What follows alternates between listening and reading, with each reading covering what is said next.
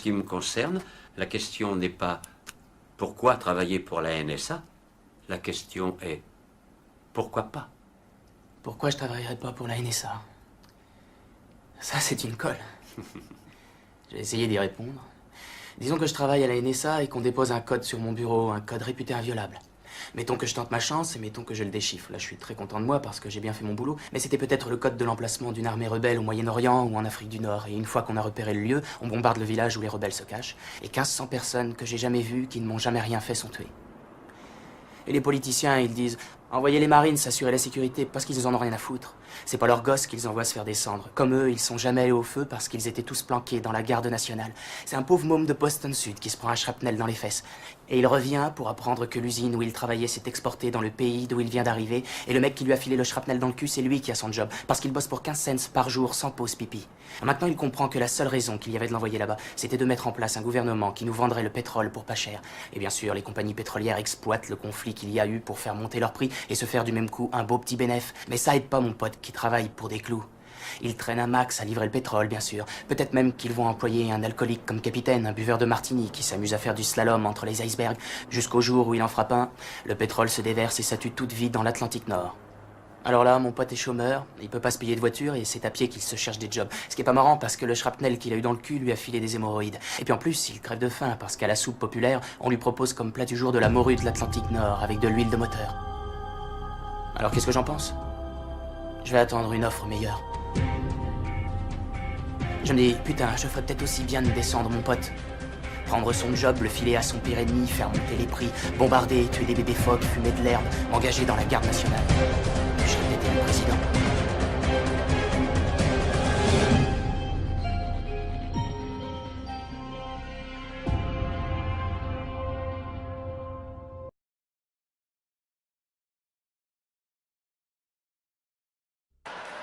But there's a reason. There's a reason.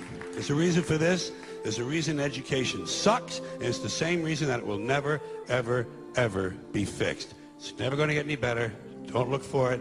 Be happy with what you got. Because the owners of this country don't want that. I'm talking about the real owners now. The big, the wealthy, the real owners, the big wealthy business interests that control things and make all the important decisions. Forget the politicians. They're irrelevant. The politicians are put there to give you the idea that you have freedom of choice. You don't. You have no choice. You have owners. They own you. They own everything. They own all the important land. They own and control the corporations. They've long since bought and paid for the Senate, the Congress, the state houses, the city halls. They got the judges in their back pockets, and they own all the big media news, all the big media companies. So they control just about all of the news and information you get to hear. They got you by the balls. They spend billions of dollars every year lobbying to get what they want. Well, we know what they want. They want more for themselves and less for everybody else. But I'll tell you what they don't want. They don't want a population of citizens capable of critical thinking. They don't want well-informed, well-educated people capable of critical thinking. They're not interested in that. That doesn't help them.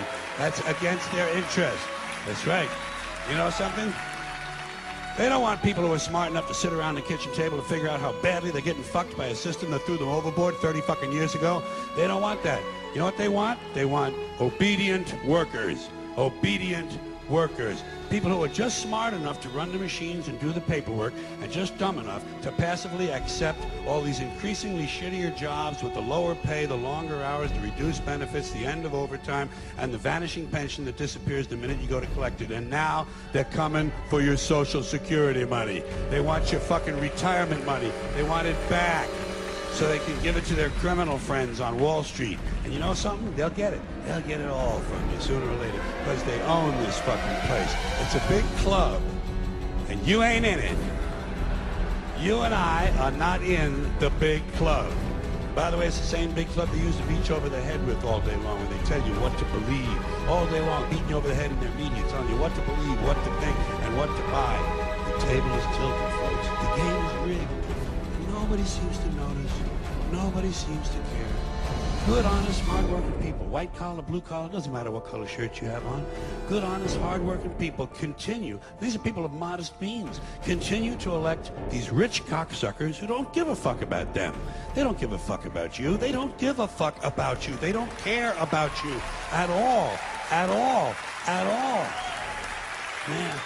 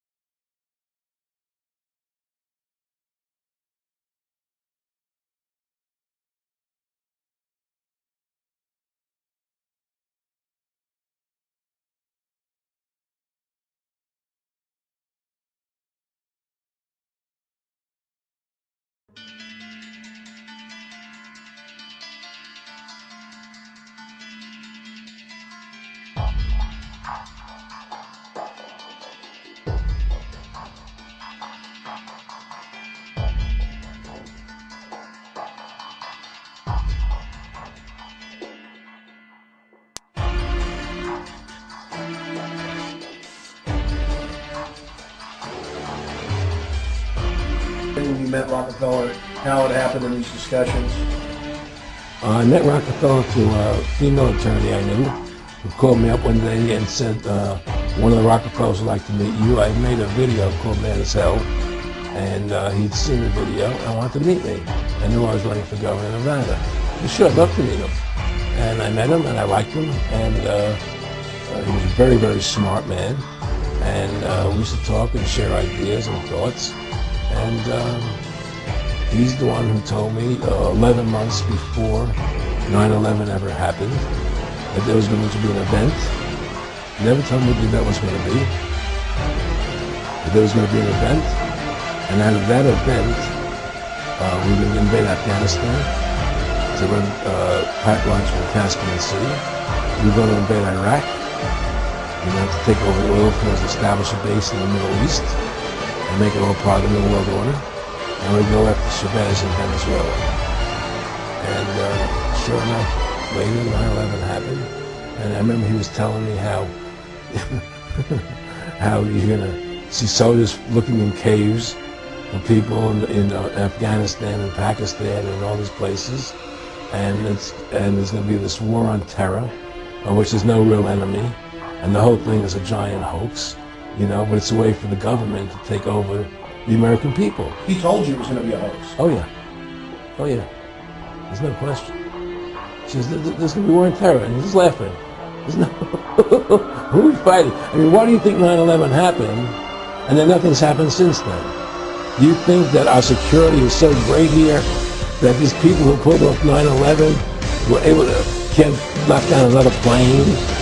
Come on, it's ridiculous. 9/11 was done by people in our own government and our own banking system to perpetuate the fear of the American people and to subordinate themselves to anything the government wants them to do. That's what it's about, and to create this war, this endless war on terror. And that's why and that was the first lie